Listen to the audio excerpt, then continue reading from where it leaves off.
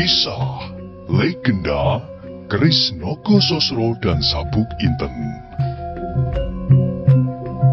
Kita masuk pada episode yang ke-63. Selamat menikmati. Dalam kisah sebelumnya diceritakan, diam-diam Manahan memuji di dalam hati. Benar-benar anak ini berhati bersih dan setia. Karena itu, Manahan menjadi semakin terharu. Namun demikian ia berusaha agar wajahnya sama sekali tidak membayangkan perasaannya. "Handaka," kata Manahan kemudian. "Baiklah, aku beritahukan dugaanku atas semua kejadian-kejadian yang telah berlalu itu, supaya kau tidak terlalu lama menebak." Handaka menjadi sangat tertarik. Karena itu ia menggeser duduknya semakin dekat dengan gurunya. "Handaka," Manahan melanjutkan, "kau harus mengucapkan syukur atas semua peristiwa yang berlaku 6 malam berturut-turut. Meskipun barangkali untuk 2-3 hari tubuhmu akan masih terasa sakit-sakit, namun setelah itu kau akan berbangga karenanya." "Apakah yang dapat aku banggakan, Bapak?" tanya Handaka. Manahan tersenyum, lalu jawabnya, "Aku telah mencoba untuk memancingmu dalam suatu perkelahian. Apapun alasanmu, tetapi kau telah berbuat sebaik-baiknya. Sedang apa yang kau lakukan sebagian adalah bukan hasil pelajaran yang aku berikan." "Bapak," potong Handaka, "kenapa Bapak berbuat demikian? Aku tidak pernah belajar kepada siapapun kecuali kepada Bapak." Kembali Manahan tersenyum. Katanya, "Meskipun andai kata unsur-unsur itu tidak kau miliki sekarang, kemudian aku pun akan memberikannya pula. Tetapi kemajuan yang kau capai selama 5 hari akan sama dengan kemajuan yang akan kau capai dalam waktu berbulan-bulan apabila hal itu kau pelajari dariku, serta dalam keadaan yang biasa." Masih saja Handaka belum mengerti maksud gurunya, sehingga kemudian Manahan berkata pula, "Handaka, menurut dugaanku orang yang datang 6 malam berturut-turut itu adalah orang yang sama." "Orang yang sama?" tanya Handaka keheran-heranan. "Ya," jawab Manahan, "orang itu hanya mengubah mukanya sedikit dengan menggores-goreskan warna-warna hitam, dan kadang-kadang memasang kumis dan janggut palsu. Tetapi tingkat kepandaiannya sama sekali tidak sama, Bapak," potong Handaka. Sekali lagi Manahan tersenyum. Jawabnya, "Itulah sebabnya kepandaianmu meningkat dengan wajar, meskipun waktunya dipercepat. Dan ketahuilah, bahwa yang dapat berbuat demikian hanyalah orang-orang sakti yang berilmu mumpuni." Handaka menjadi termenung karenanya. "Jadi apakah maksudnya menyerangku? Dan kenapa dikatakannya bahwa orang-orang itu akan menangkap aku untuk sebuah pertunjukan pembunuhan?" tanya Handaka. "Satu-satunya cara untuk memaksamu bekerja sekeras-kerasnya adalah menakut-nakutimu dengan cara demikian," jawab Manahan.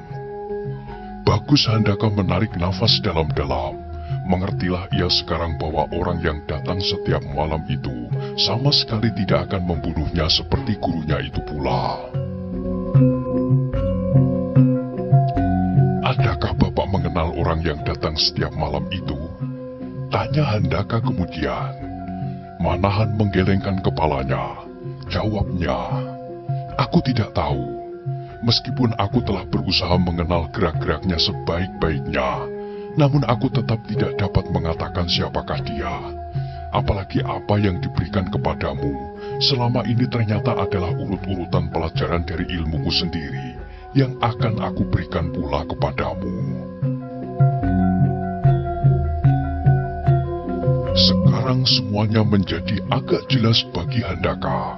Ternyata orang itu datang kepadanya dengan maksud baik, menuntunnya untuk berlatih lebih keras, dan tahulah ia sekarang kenapa pada malam-malam pertama, kedua dan ketiga orang itu seolah-olah hanya memiliki unsur-unsur gerak yang itu-itu saja, sehingga dengan demikian ia berhasil menguasai unsur-unsur itu, serta kemudian pada malam-malam berikutnya, tanpa disengajanya unsur-unsur itu terselip pada gerak-gerak perlawanannya, sedang lawan-lawannya dapat memberikan perlawanan sebaik-baiknya dan diulang-ulangnya pula.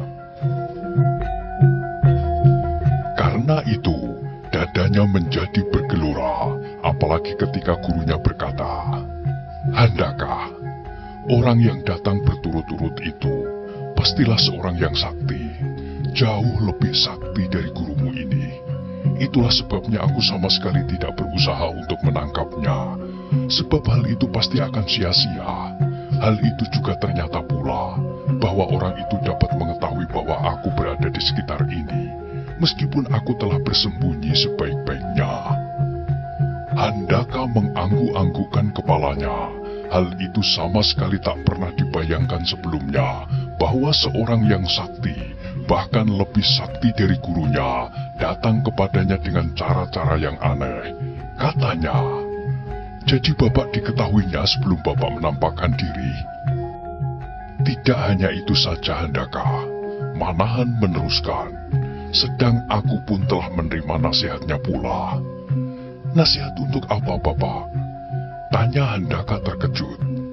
Manahan mengangguk-anggukkan kepalanya. Jawabnya, "Bukankah orang itu berkata kepadaku bahwa pertanian bukanlah daerah pelarian, bukan daerah tempat orang-orang yang berputus asa apabila kewajibannya sendiri sudah tak dapat ditunaikan?" Handaka memandang Manahan dengan mata yang bertanya-tanya.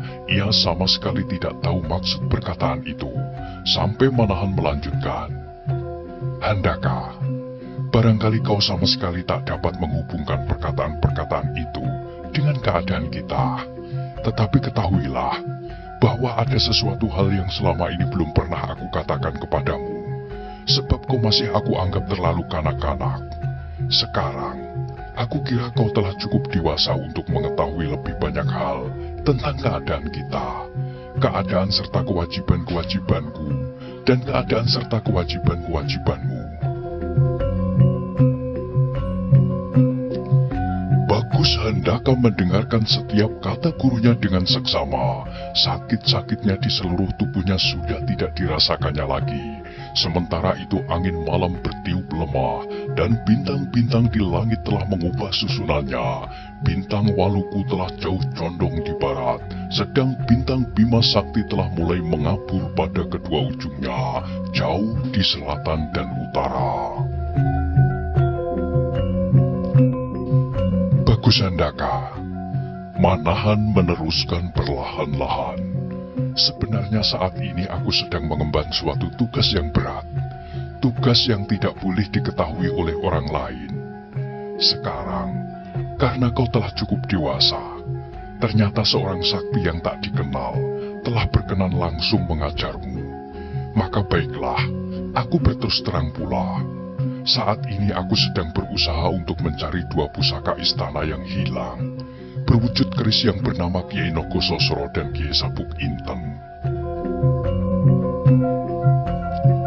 Handaka mendengarkan cerita gurunya sampai tidak sempat berkedip, sedang Manahan kemudian bercerita tentang kedua keris yang pernah diketemukannya bersama ayahnya Gajah Sora, tetapi keris itu kemudian hilang kembali.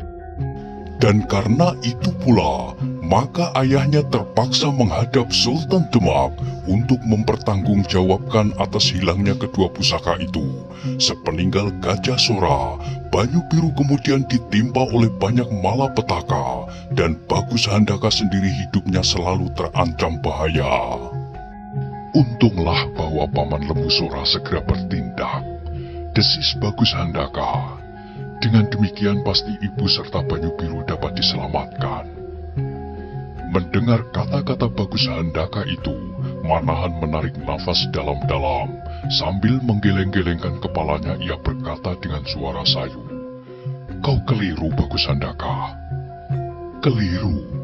sela Handaka terkejut. "Ya, kau keliru.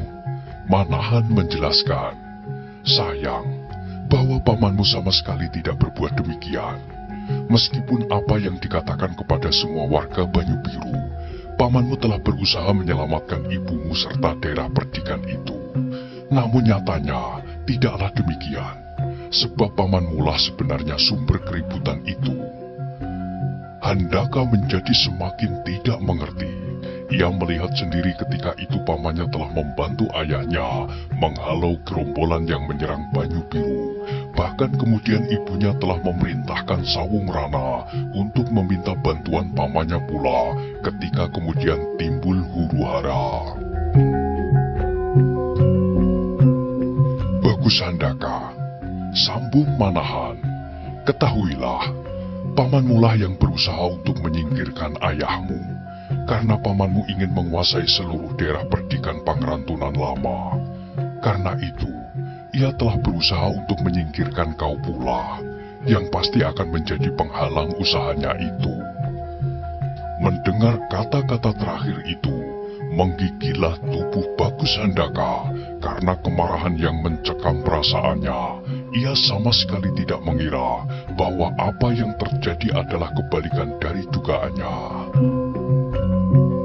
Benarkah apa yang telah Bapak katakan? Handaka bertanya untuk mendapat suatu kepastian.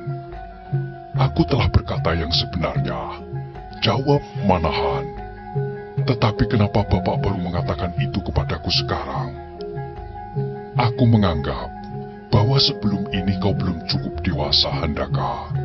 Jawab Manahan pula. Tetapi agaknya Handaka tidak puas mendengar keterangan itu. Maka ia mendesak. Dan kenapa pada saat itu Bapak tidak berbuat sesuatu untuk mencegah perbuatan itu? Manahan membenarkan letak duduknya. Ia dapat mengerti sepenuhnya pergolakan perasaan muridnya. Dengan sabar Manahan menjelaskan, Handaka, waktu itu aku tidak dapat berbuat apa-apa.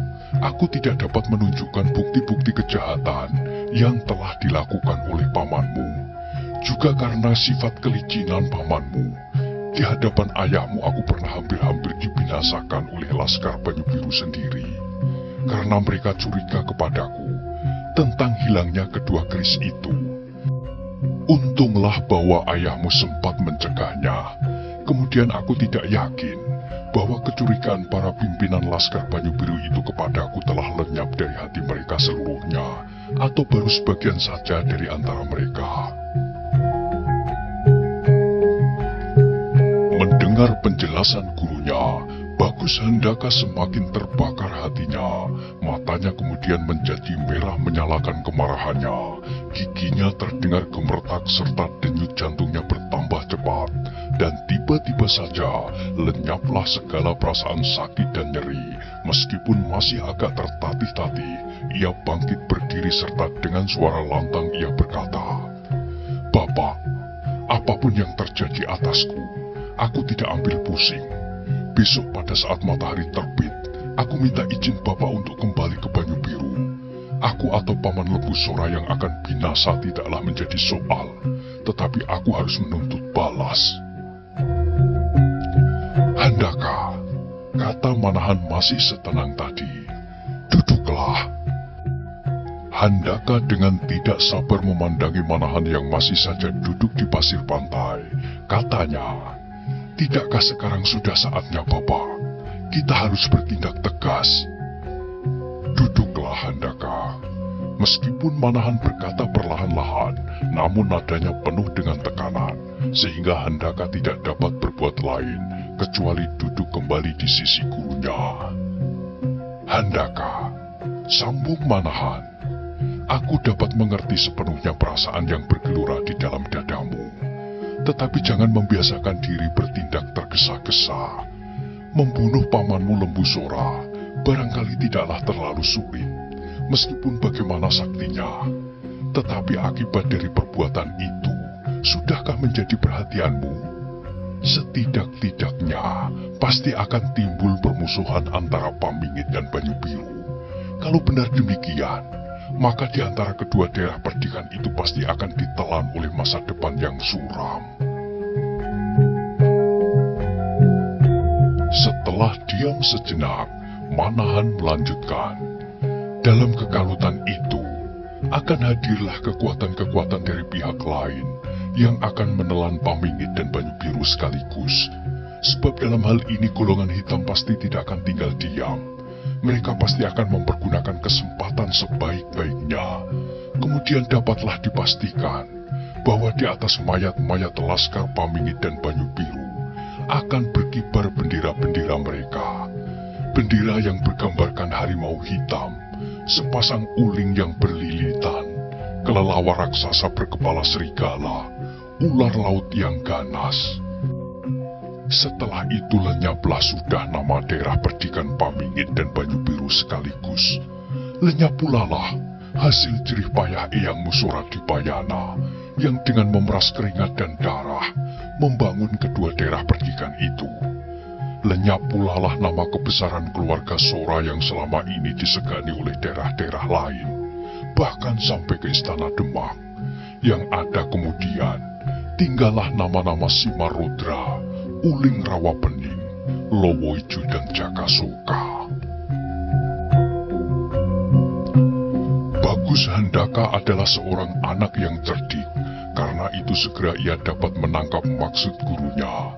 Namun meskipun demikian, amat sulitlah baginya untuk mengendalikan perasaannya. Maka bertanyalah ia, "Bapak, kalau demikian, apakah kita biarkan saja Paman Lembu Sora tidak terhukum atas kesalahannya itu?" "Itu pasti, Handaka," jawab Manahan. "Siapa yang bersalah harus dihukum. Tetapi kita harus menjaga agar kita dapat menarik garis antara Paman Lembu Sora dan orang-orangnya yang sama sekali tidak tahu menahu. Sehingga dengan demikian, pertumpahan darah yang luas dapat terhindar. Itu adalah tugasmu, Handaka, meyakinkan orang-orang Pamingit dan Banyu Biru bahwa pamanmu telah berbuat suatu dosa yang harus dipertanggungjawabkan." Bagus Handaka menjadi tertegun diam. Perkataan Manahan itu seolah-olah satu demi satu menyusup ke dalam dadanya, serta mendinginkan hatinya. Sadarlah bahwa pekerjaan yang dihadapinya bukanlah pekerjaan yang dapat dilakukan dengan tergesa-gesa, tetapi harus ditempuhnya dengan penuh kebijaksanaan. "Lalu apakah yang harus aku lakukan, Bapak?" tanya Handaka kemudian. Untuk beberapa saat Manahan tidak menjawab. Ia sendiri masih belum tahu dengan pasti apa yang akan dilakukannya. Namun demikian ia kemudian menjawab, "Handaka, kita harus meninggalkan pedukuhan ini. Aku harus tetap berusaha mencari keris-keris Kiai Nogososro dan Kiai Sabuk Inten. Di samping itu, ada baiknya kalau kita mencari berita tentang Banyu Biru dan perkembangannya setelah kau tinggalkan. Kemudian baru kau menentukan cara untuk memecahkan masalahnya. Meskipun kau sebenarnya belum dewasa penuh, namun aku kira kau telah cukup untuk memulai pekerjaan yang besar itu. Dengan kehati-hatian, dan yang mungkin memerlukan waktu tidak sehari 2 hari, tetapi setahun 2 tahun, bahkan mungkin lebih dari itu." Bagus Handaka memperhatikan setiap kata gurunya yang menambah keyakinannya bahwa pekerjaan yang betapapun beratnya itu pasti akan dapat diselesaikan. Namun ia sadar bahwa jalan yang akan ditempuhnya bukan jalan yang lurus dan licin, tetapi pasti akan penuh dengan rintangan dan bahaya. Namun ia sadar pula bahwa apa yang dilakukannya nanti seharusnya tidak menyingkir dari bahaya-bahaya itu, tetapi ia harus berani menghadapi serta mengatasinya. Kemudian untuk sesaat mereka saling berdiam diri, masing-masing tenggelam dalam angan-angan serta gambaran-gambaran masa yang akan datang, masa yang pasti akan penuh dengan perjuangan. Bagus Handaka, kemudian terdengar Manahan memulai, "Marilah kita pulang. Sejak besok kita harus sudah berkemas-kemas. kita tinggal menunggu padi yang sudah menguning.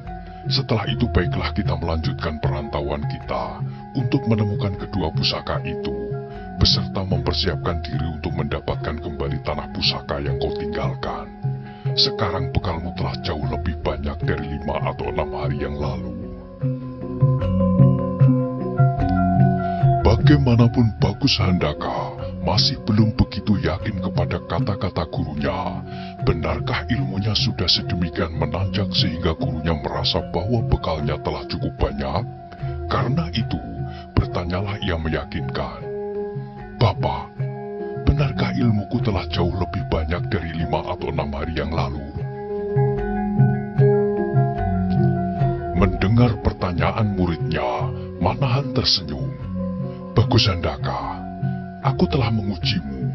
Dalam keadaan payah dan luka-luka, kau mampu melawan aku sampai beberapa lama. Hal itu tidak akan dapat kau lakukan 5 atau 6 hari yang lalu. Bahkan aku telah mencoba untuk menyerangmu dengan bersungguh-sungguh, walaupun masih dalam batas-batas tertentu. Tetapi kau nyata-nyata telah bertambah jauh. Karena itu maka yang akan aku berikan kepadamu seterusnya, tinggallah tingkat yang tertinggi. Oleh keterangan-keterangan itu, diam-diam Bagus Handaka jadi berbangga. Beberapa kali bibirnya bergerak-gerak mengucapkan terima kasih kepada orang yang tak dikenalnya, namun tak sepatah kata pun yang meluncur keluar. Kemudian berjalanlah mereka berdua perlahan-lahan sepanjang pantai menuju ke pondoknya. Di sepanjang jalan hampir tak ada kata-kata yang mereka ucapkan, apalagi Bagus Handaka yang sedang merenungi dirinya sendiri. Dicobanya mengingat-ingat kembali segala peristiwa yang pernah dialaminya dengan lebih seksama. Dicobanya mengingat-ingat setiap gerak yang pernah dilakukan dan yang pernah disaksikan. Akhirnya ia dapat mengambil kesimpulan bahwa memang banyak unsur-unsur yang tanpa sesadarnya telah dimiliki dan bahkan telah dikuasainya dengan baik. Maka, sejak matahari terbit di pagi harinya, Bagus Handaka mulai berkemas-kemas sesuai dengan perintah gurunya. Apabila padi telah dituai, maka mereka segera akan meninggalkan pedukuhan Tegal Arang untuk meneruskan perjalanan ke tempat yang tak ditentukan. Namun sesuai dengan harapan gurunya untuk mengetahui perkembangan Banyu Biru, maka mereka pasti akan mendekati tempat itu dengan harapan bahwa mereka sudah tidak akan dikenal lagi setelah hampir 3 tahun meninggalkan tempat itu. Bila perlu, mereka akan mempergunakan penyamaran. Demikianlah, tidak sampai 2 pekan, padi telah masak. Tetapi demikian orang pergi menuai, demikian Manahan dan Bagus Handaka mulai minta diri kepada tetangga-tetangganya bahwa ia tidak dapat tinggal lebih lama lagi di pedukuhan itu. Tentu saja hal itu sangat mengejutkan mereka yang mengira bahwa Manahan dan anaknya akan tetap tinggal bersama mereka sampai hari tuanya. "Hai, kau mau kemana lagi, Manahan?" tanya salah seorang dari mereka yang bertumbuh pendek, kasar dan berambut tegak. "Kami telah menerima kau dengan baik, tetapi kau agaknya tidak betah tinggal di pantai." Meskipun kata-kata itu diucapkan dalam nada yang kasar, seperti tubuhnya, namun sebenarnya itu adalah suatu pernyataan yang jujur dari rasa persahabatannya. "Maafkan Kakang," jawab Manahan. "Aku terpaksa meninggalkan kalian, karena aku masih mempunyai pekerjaan yang lain." "Apa yang harus kau kerjakan?" tanya yang lain, seorang nelayan yang kurus dan berkumis tipis. "Aku masih harus mencari bapakku," jawab Manahan berbohong. Orang yang kurus dan berkumis tipis itu mengerutkan keningnya, lalu sambungnya, "Kemana bapakmu pergi?" Manahan menggeleng-gelengkan kepalanya, jawabnya, "Itu yang aku tidak tahu. Karena itu aku harus mengelilingi seluruh pulau untuk menemukannya." Hampir semua orang yang mendengar mengerutkan dahinya. Mereka mereka merasa aneh bahwa seseorang sampai kehilangan bapaknya. Tetapi meskipun demikian, ternyata mereka tidak berhasil mencegah. Manahan serta Bagus Handaka pergi meninggalkan mereka. Banyak pula kawan-kawan Handaka yang menjadi kecewa karena kepergiannya.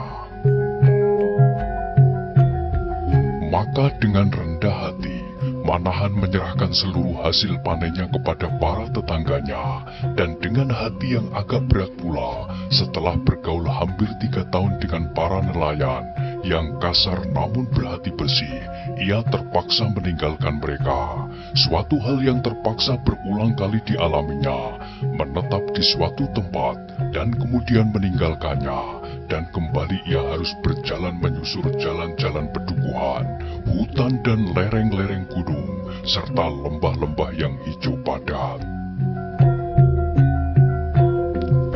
Tetapi kali ini Manahan tidak membawa muridnya menyembunyikan diri, tetapi bahkan sebaliknya, mereka berusaha mendekati Banyu Biru untuk mengambil ancang-ancang atas perjuangan yang bakal dilakukan.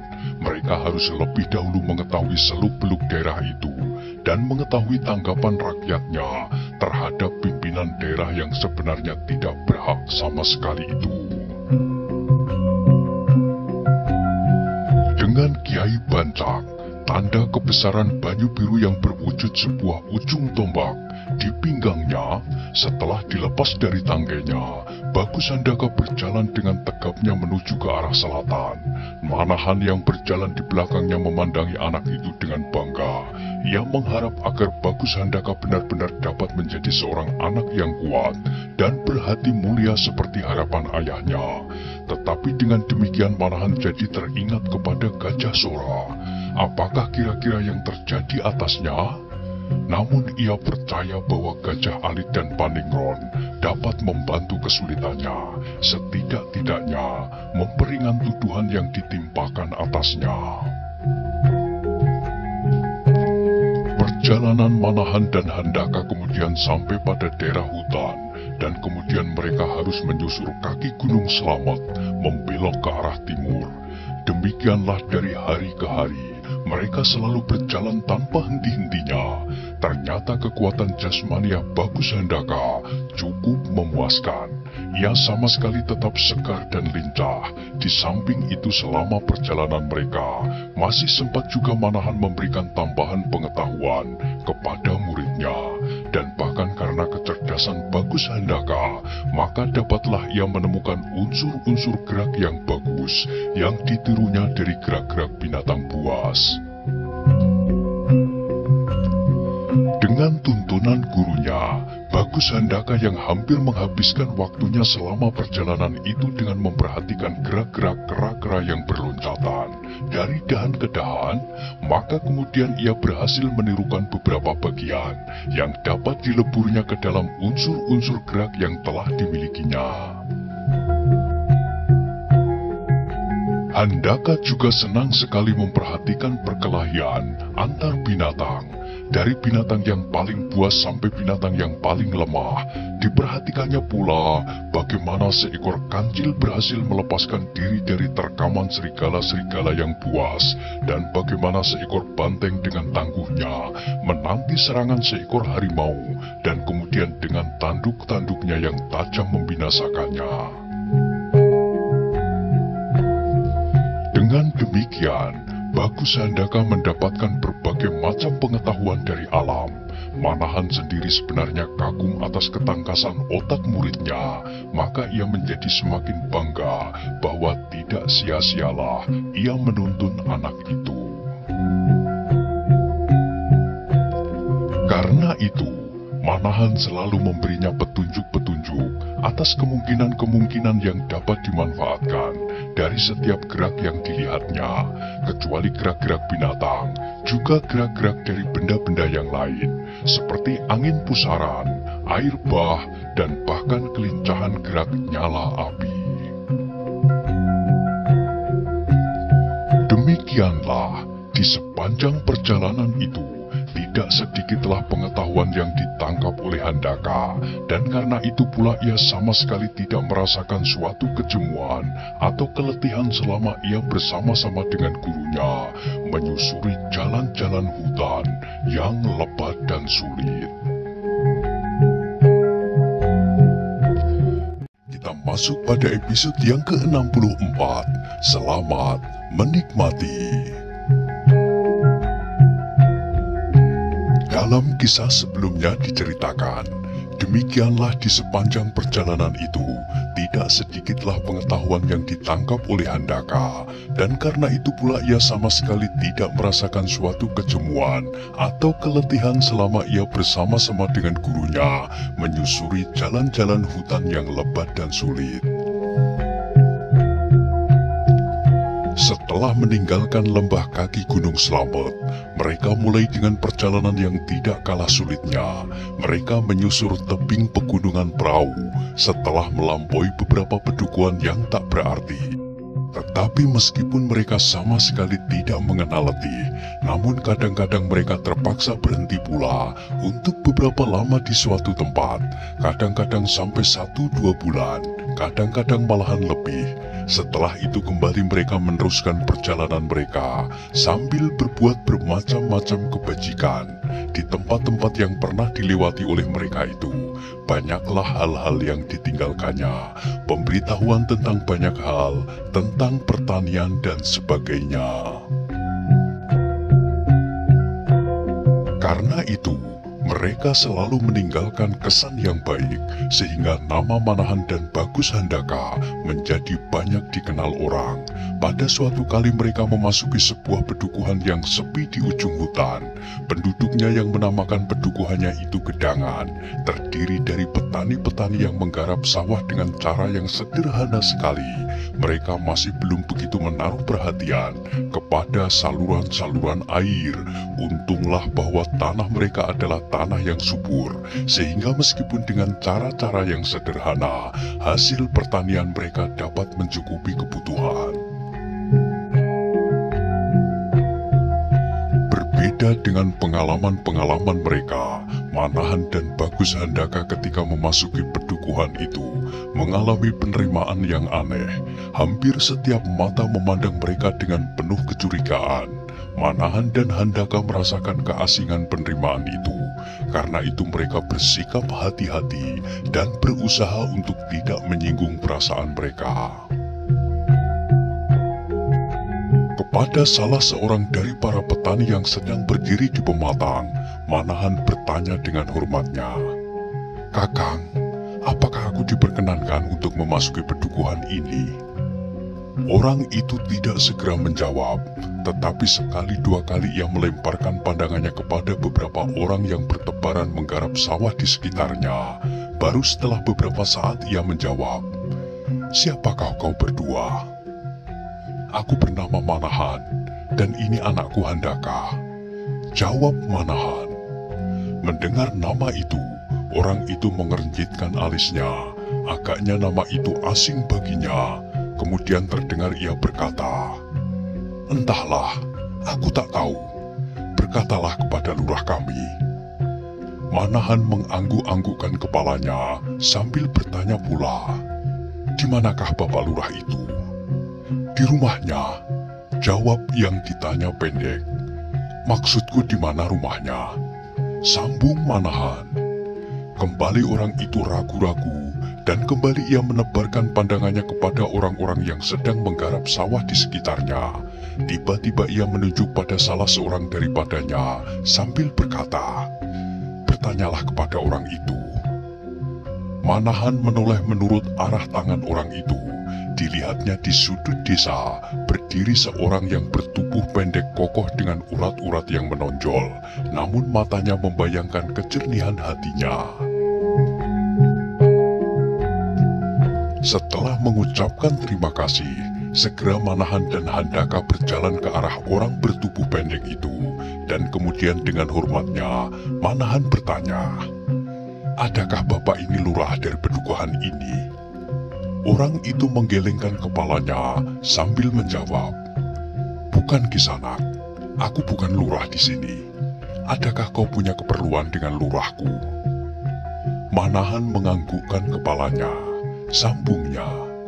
Demikianlah, aku mempunyai sedikit keperluan. Apakah keperluan itu? Tanya orang yang bertubuh pendek. Tiba-tiba saja setelah mengalami peristiwa itu, timbullah keinginan Manahan untuk mengetahui lebih banyak hal lagi.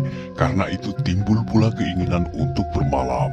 Maka kemudian kata Manahan, sebenarnya keperluanku hanyalah akan mohon izin untuk bermalam, barang semalam 2 malam, setelah aku berjalan beberapa hari terus-menerus tanpa beristirahat. Orang yang bertubuh pendek itu mengerenjitkan keningnya, kemudian ia bertanya pula, siapakah kau berdua? Aku adalah seorang perantau dan bernama Manahan, sedang anak ini adalah anakku, bernama Handaka. Jawab Manahan memperkenalkan diri. Dengan seksama orang itu mengamat-amati mereka berdua, baru sesaat kemudian ia berkata, saat ini lurah kami sedang menerima beberapa orang tamu. Karena itu mungkin tak ada tempat lagi bagi kalian untuk bermalam di rumah lurah kami. Ataupun kalau tempat itu ada, pastilah lurah kami dengan terpaksa tidak akan mengizinkan kalian bermalam di sana. Manahan mengangguk perlahan-lahan. Ia menjadi semakin ingin untuk mengetahui lebih banyak lagi. Karena itu katanya, bukan maksudku untuk bermalam di rumah Pak Lurah. Meskipun aku ditempatkan di kandang kuda sekalipun, asal aku diizinkan bermalam untuk melepaskan lelah, barang semalam 2 malam, aku akan mengucapkan terima kasih. Orang yang bertubuh pendek serta bermata jernih itu mengangguk-anggukkan kepalanya. Kemudian setelah berpikir sejenak ia menjawab, menilik wajah-wajah kalian yang merah hitam, terbakar terik matahari, serta menilik pakaian kalian, maka aku percaya bahwa kalian telah menempuh jarak yang sangat jauh. Maka adalah kewajiban kami untuk memberikan sekedar tempat melepaskan lelah bagi kalian berdua. Karena itu, maka kalian akan aku bawa pulang ke rumahku. Di sana kalian dapat bermalam. Sebab selain lurah di pedukuhan ini, aku pun termasuk orang yang harus membantu pekerjaannya. Oleh jawaban itu, hati Manahan menjadi gembira. Karena itu segera ia mengangguk hormat. Katanya, alangkah besar hati kami berdua atas izin sekaligus tempat yang disediakan untuk kami berdua. Tetapi hendaknya kehadiran kami janganlah menambah kesibukan, katanya. Orang itu tersenyum sambil menggelengkan kepala. Aku memang selalu sibuk, katanya. Jadi kehadiran Kisanak sama sekali tak mempengaruhi kesibukanku itu. Memang sejak semula Manahan sudah mengira bahwa orang itu pasti seorang yang baik hati serta ramah, ditilik dari sinar matanya yang jernih. Apalagi setelah Manahan bercakap-cakap sejenak, makin pastilah ia bahwa orang itu orang yang berbudi. Marilah Kisanak, kata orang itu, ikutlah ke pondokku, dan kalian dapat beristirahat sepuas-puasnya. Maka kemudian ikutlah Manahan serta Bagus Handaka ke rumah orang yang bertubuh pendek bermata jernih itu. Dan kemudian ketika mereka bercakap-cakap di sepanjang jalan, tahulah Manahan bahwa orang itu adalah tangan kanan dari lurah mereka, namanya Wiradapa. Sebagai seorang kepercayaan kepala pedukuhan, rumah Wiradapa tidaklah begitu jauh dengan rumah lurahnya. Halamannya cukup luas, ditumbuhi berbagai macam pepohonan, serta dipagari oleh deretan pohon nyiur yang berpuluh-puluh jumlahnya. Di pedukuhan yang kecil itu, rumah Wiradapa merupakan rumah yang cukup baik, meskipun tidak begitu besar, beratap ijuk dan bertulang-tulang kayu. Rumah itu pun Manahan mengalami pelayanan yang baik. Meskipun bagi Manahan dan Handaka hanya disediakan ruangan di bagian belakang rumah, sebab menurut tanggapan Wiradapa, Manahan tidaklah lebih dari 2 ayah beranak yang pergi merantau untuk mencari penghidupan yang baik. Tetapi kemudian sejak Manahan serta Handaka dipersilahkan di ruang yang diperuntukkan bagi mereka, maka mereka tidak lagi bertemu dan bercakap-cakap dengan Wiradapa sampai malam, karena Wiradapa harus pergi ke lurahnya. Manahan dan Handaka yang setelah beberapa lama selalu tidur di tempat-tempat yang sama sekali tak menentu, dan sekarang mendapat tempat pembaringan yang selayaknya, segera membaringkan diri sejak gelap mulai turun. Tempat pembaringan yang tidak lebih dari sebuah bali-bali bambu, serta tikar pandan yang dibentangkan di atas galar. Bagi Manahan serta Handaka, pada saat itu dirasakan sebagai suatu pembaringan yang sangat baik. Karena itu pula, maka belum lagi malam sampai seperempat bagian, mereka telah tertidur nyenyak. Tetapi meskipun bagaimana nyenyaknya mereka tidur, namun telinga Manahan adalah telinga yang terlatih baik. Itulah sebabnya meskipun suara itu sangat perlahan-lahan, tetapi sudah cukup untuk membangunkannya. Manahan menjadi terkejut ketika mendengar seseorang berkata perlahan, "Di mana mereka tidur?" "Di ruang sebelah belakang, Tuan." Jawab yang lain yang oleh Manahan suara itu dikenalnya yaitu suara Wiradapa. Kemudian terdengarlah beberapa orang melangkah mendekat ke ruang tidurnya. Mendengar langkah-langkah itu, segera Manahan curiga. Karena itu ia pun segera bersiap-siap untuk menghadapi kemungkinan-kemungkinan yang akan terjadi. Tetapi sampai sedemikian, ia merasa masih belum perlu untuk membangunkan muridnya yang masih tidur dengan nyenyaknya. Sampai di muka pintu, terdengarlah langkah-langkah itu berhenti, dan terdengarlah seseorang berbisik, "Kau yakin bahwa orang itu tak berbahaya?" "Tidak, Kakang Lurah. Aku yakin bahwa orang itu hanyalah bagian dari orang-orang yang hidup berpindah-pindah, seperti burung yang selalu mencari tempat di mana ada makanan." Terdengar Wiradapa menjawab, "Aku akan melihatnya." Terdengar suara lain lagi, "Silahkan Tuan," jawab Wiradapa. "Aku akan dapat mengetahui apakah dia orang berbahaya atau benar-benar orang-orang malas yang kerjanya mondar-mandir dari desa yang satu ke desa yang lain." Terdengar lagi suara itu, "Sebab aku tidak mau ada orang yang dapat mengganggu usahaku." Kembali terdengar Wiradapa menjawab, "Apa saja yang baik bagi Tuan." Kemudian terdengarlah langkah-langkah mereka semakin dekat, dan dengan sekali dorong pintu itu sudah terbuka. Dengan tangkasnya salah seorang dari mereka meloncat masuk, dan tiba-tiba saja di tangannya telah tergenggam sebilah pedang. Dalam sinar pelita yang remang-remang, berkilat-kilatlah cahayanya menyilaukan.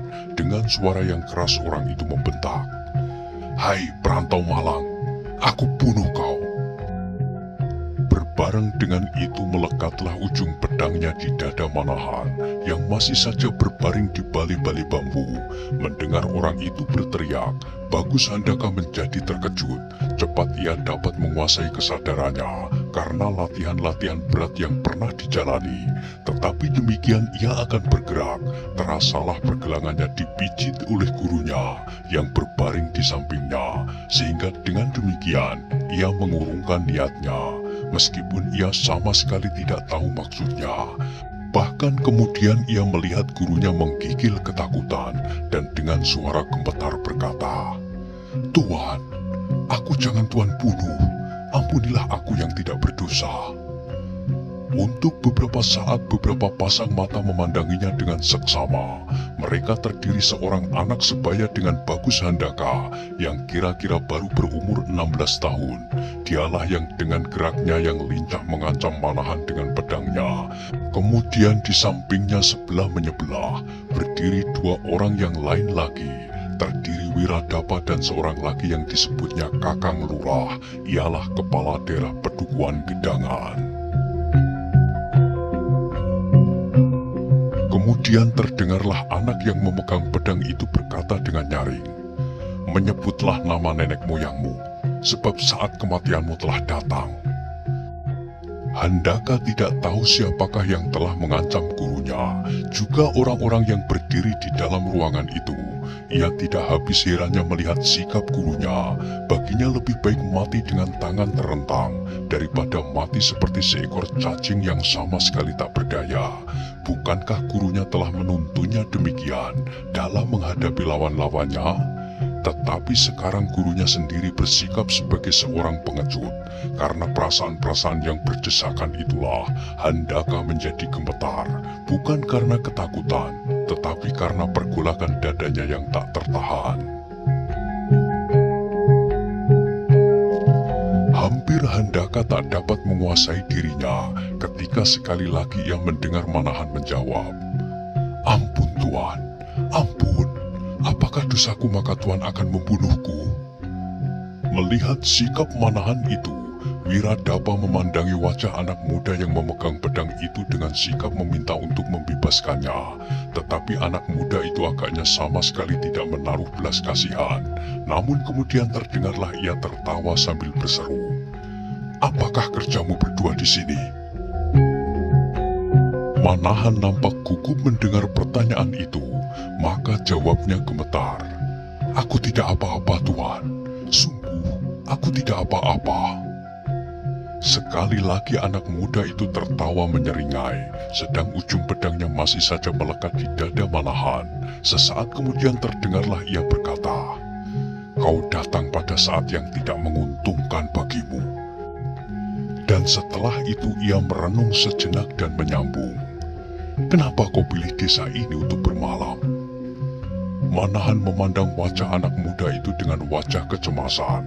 Untuk beberapa lama ia tidak menjawab, sampai terdengar anak muda itu membentaknya, "Hai perantau malas, jawab, kenapa kau bermalam di sini?" "Aku tidak tahu," jawab Manahan gugup. Anak muda itu menarik nafas panjang mendengar jawaban Manahan yang ketakutan itu. Kemudian tangannya yang memegang pedang itu mengendor, dan dengan nada yang merendahkan ia berkata, "Kalau di dunia ini dipenuhi oleh orang-orang macam itu, maka manusia ini tak ada bedanya dengan binatang-binatang melata yang mengais makanan dari dalam tanah tanpa dapat berbuat apa-apa." Kemudian ia membentak, "Hai orang-orang malang, kau harus menggerakkan tanganmu kalau kau ingin mengisi perutmu.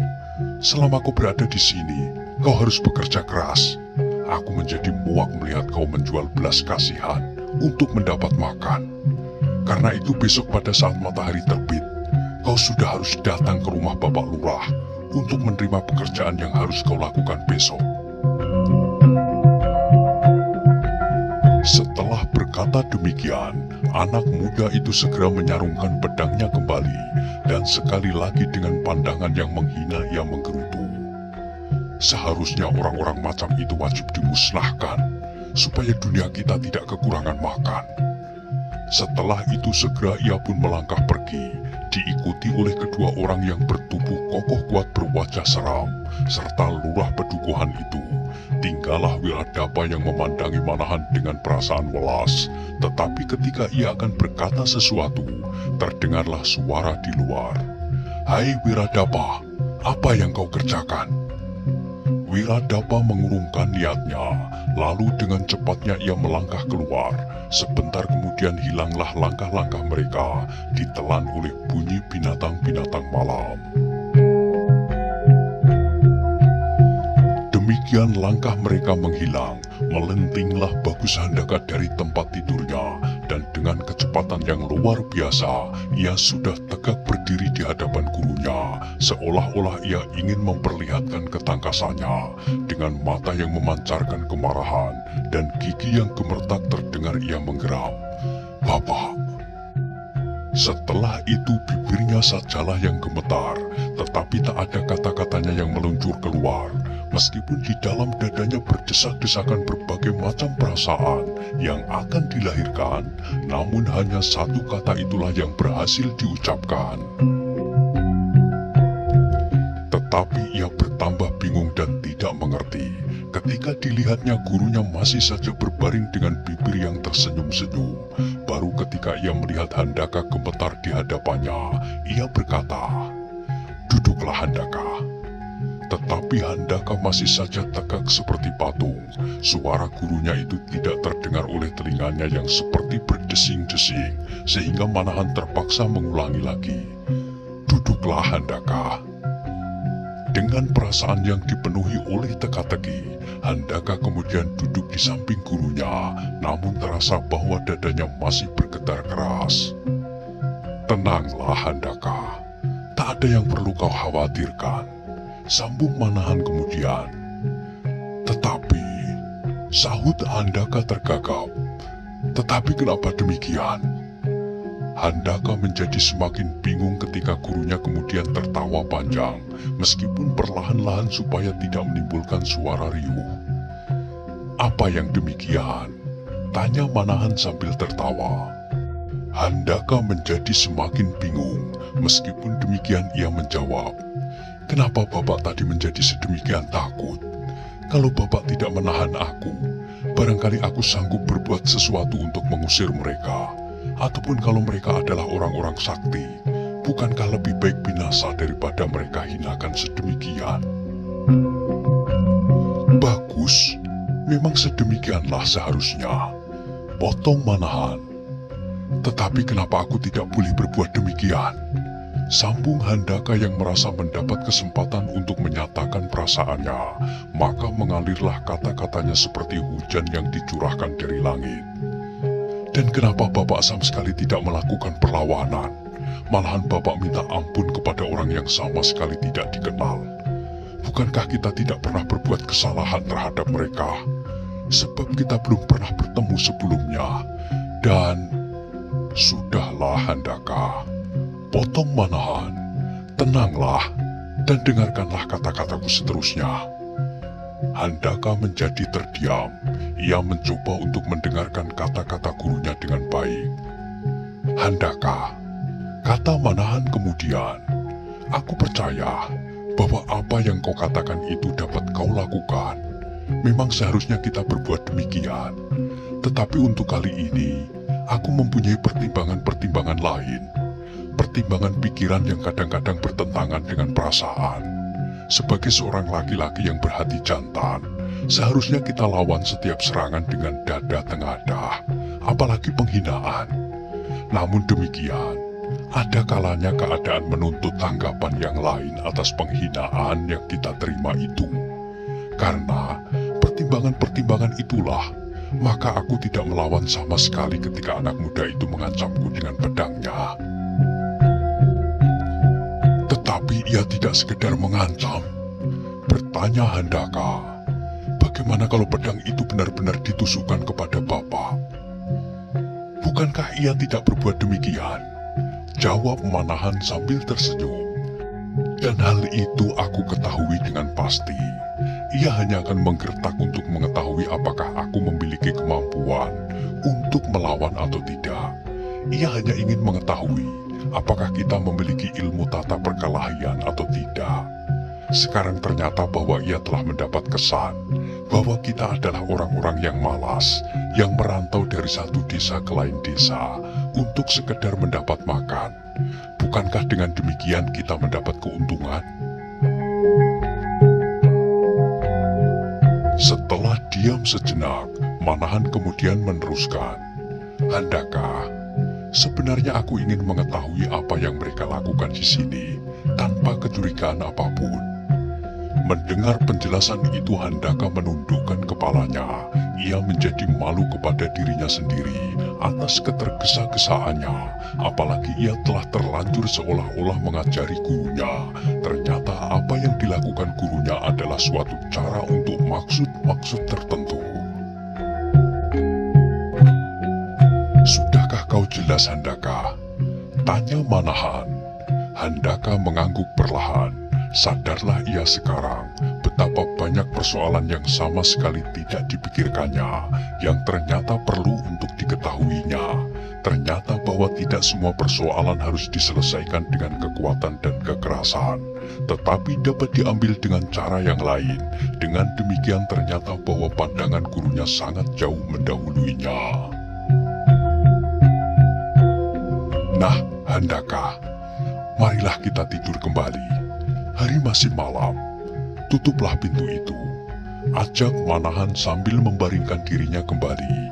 Handaka sama sekali tidak berkata sepatah kata pun. Perlahan-lahan ia pun bangkit menutup pintu, dan kemudian merebahkan dirinya di samping Manahan. Pikirannya sibuk menduga-duga siapakah orang-orang yang telah datang menjenguknya tadi. Dalam remang-remang cahaya pelita ia tidak dapat memandang wajah mereka dengan jelas. Handaka, kata Manahan pelan, mulai besok kita akan mendapat pekerjaan baru. Aku tidak tahu apakah kira-kira yang harus kita kerjakan.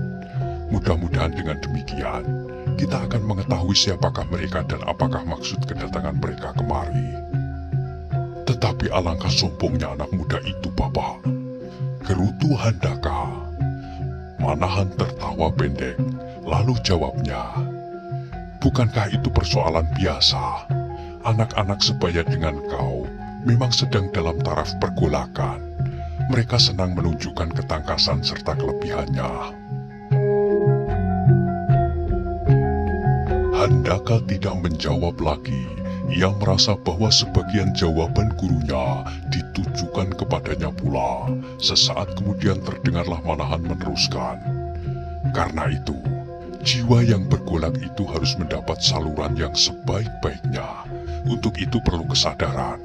Kesadaran akan keadaan diri sendiri, serta keadaan yang melingkupinya. Seperti biasa, Handaka selalu mendengarkan nasihat gurunya baik-baik. Ia berjanji dalam hati bahwa ia akan berusaha untuk mentaatinya sejauh-jauh mungkin. Setelah itu, Manahan tidak berkata-kata lagi. Kantuknya telah mulai menyerangnya kembali, dan sesaat kemudian ia pun telah tertidur pula. Demikian pula Bagus Handaka. Ketika ayam jantan berkokok untuk kedua kalinya, kesadarannya pun mulai tenggelam, dan ia pun tertidur kembali dengan penuh angan-angan di kepala. Pagi-pagi benar Manahan telah bangun. Segera Handaka dibangunkannya pula, sebab pada saat matahari terbit, mereka harus sudah sampai di halaman kelurahan untuk menerima tugas-tugas yang akan diberikan oleh anak muda yang datang semalam. Ketika mereka keluar dari ruang itu, mereka melihat Wiradapa sudah berdiri di pagar halaman. Agaknya ia pun baru bangun, maka ketika ia melihat Manahan mendekati, ia pun berkata mengingatkan, "Kisanak, bukankah kau diwajibkan datang ke kelurahan pagi ini?" Manahan mengangguk hormat sambil menjawab, "Benar Tuan, dan aku akan segera pergi." "Baik Kisanak, bersiap-siaplah, nanti kita pergi bersama. Sekarang mandilah, aku pun akan membersihkan diri pula," kata Wiradapa sambil melangkah pergi. Manahan dan Handaka pun segera pergi ke sumur di belakang rumah untuk membersihkan diri.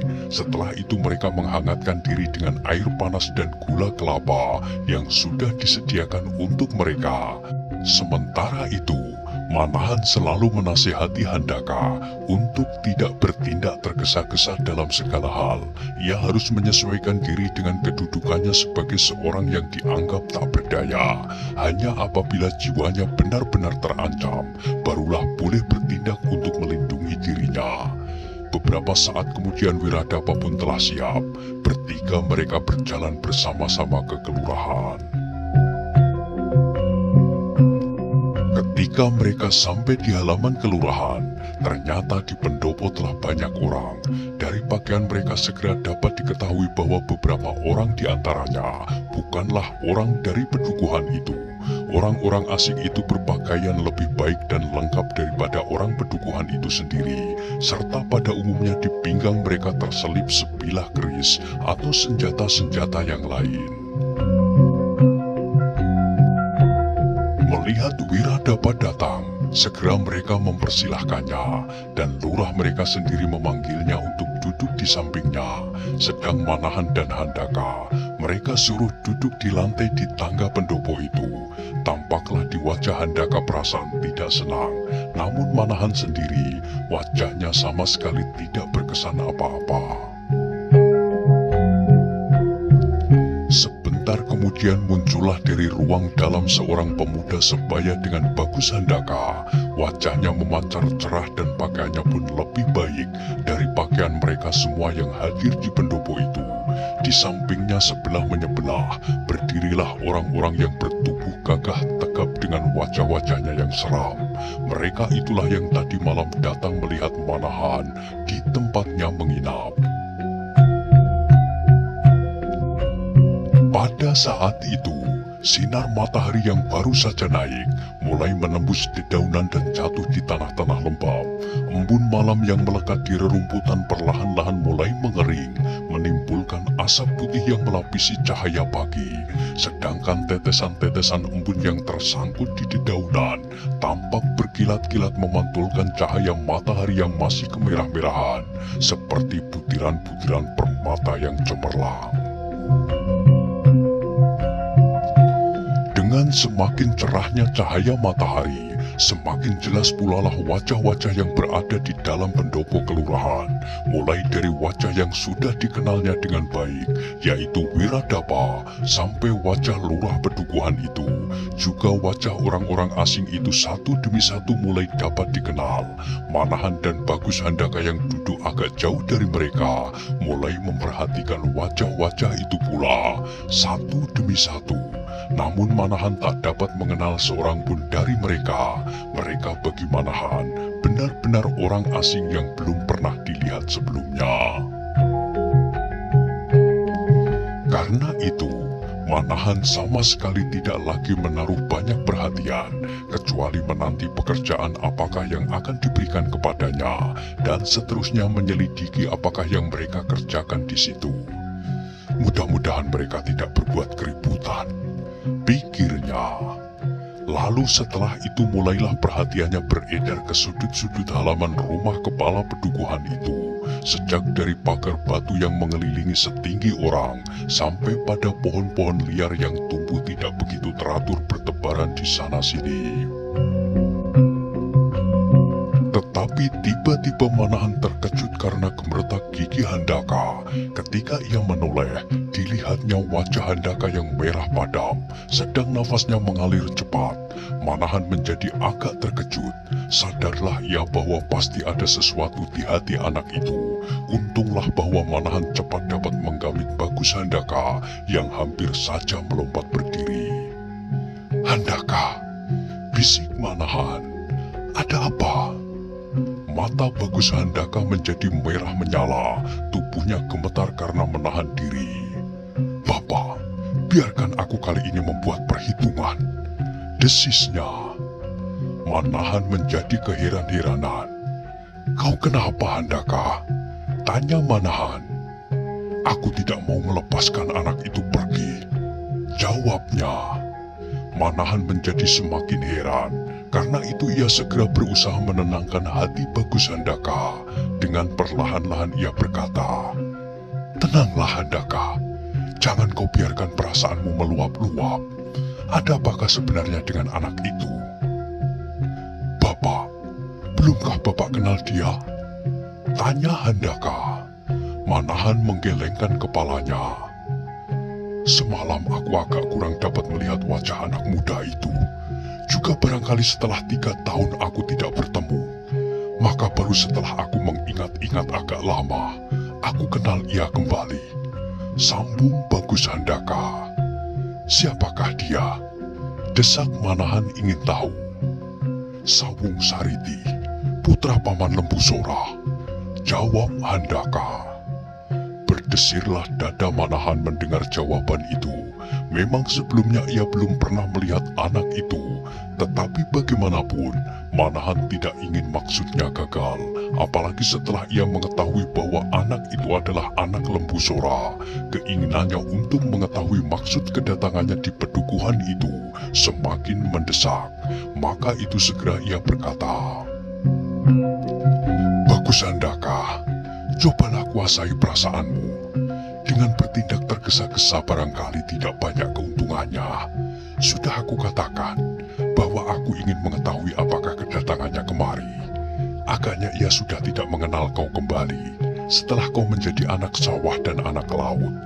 Barangkali kulitmu telah hitam terbakar matahari dan tersiram ombak lautan. Hal itu adalah suatu keuntungan bagimu, sehingga usaha kita tidak lekas dapat diketahui. Dengan mengetahui lebih banyak tentang Sawung Sariti itu, bukankah jalanmu menjadi semakin licin?" Bagus Handaka menekan giginya kuat-kuat.